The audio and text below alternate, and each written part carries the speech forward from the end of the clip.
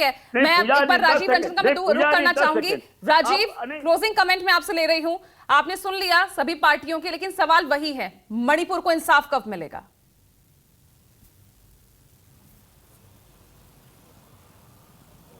देखिए पूजा, मैंने शुरू में ही कहा था, ये डिबेट हो जाए, ये सारी चीज हो जाए, जो दर्शक आपका 40 मिनट तक कार्यक्रम देखे हैं, शायद पता नहीं किस राज्य की कौन सी सच्चाई उनको पता चली। दूसरी बात देखिए, मणिपुर को किसी भी तरीके से किसी दूसरे राज्य में हो रही आपराधिक घटनाओं के बराबर नहीं रखा जा सकता। वो एकदम अलग सा मामला है और वो बहुत ही गंभीर मामला है। सवाल ये है कि मणिपुर के लोगों के साथ साथ देश की सारे लोगों की निगाहें इस बात पर लगी हैं कि संसद में एक बहस हो, उसके फैक्ट और अभी तक जो घटनाएं हैं, सरकार को मौका दिया जाना चाहिए कि उसने क्या किया है, फेल्योर कहाँ है, और सारे राजनीतिक दलों को, इवन सारे जो भारत के नागरिक हैं, इनको सारे लोगों को मिलकर के, क्योंकि वहाँ मैं आपको यकीन बता रहा हूँ, क्योंकि मणिपुर के लोगों से कल भी मैं मिला था, वो कैमरे पे आने के लिए तैयार नहीं होते। वो समस्या बहुत ही बड़ी होती चली जा रही है दिन बीतने के साथ।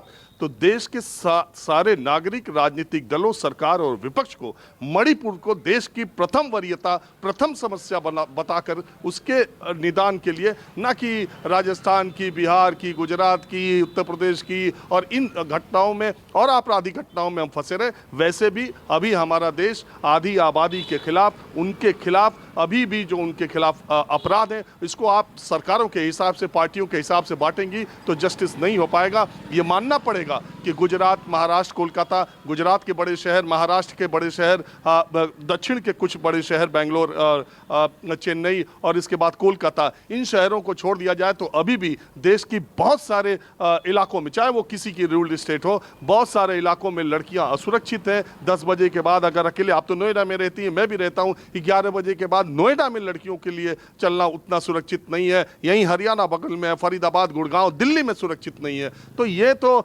स्थिति देश की है ही, और इसके लिए जिम्मेदार कौन है, ये बहुत बड़ी बहस है। अभी माना यही कहा जाता है, कहावत यही कही जाती है कि कोई भी देश, कोई भी समाज, कोई भी परिवार, कोई भी इंस्टीट्यूशन विकसित और कोई भी व्यक्ति विकसित तभी माना जाता है जब उसके घर में, उसकी उस समाज में महिलाओं की, उस देश में, उस परिवार में, उस व्यक्ति की निगाह में महिलाओं की इज्जत कितनी है। यही विकास का एकमात्र पैमाना है।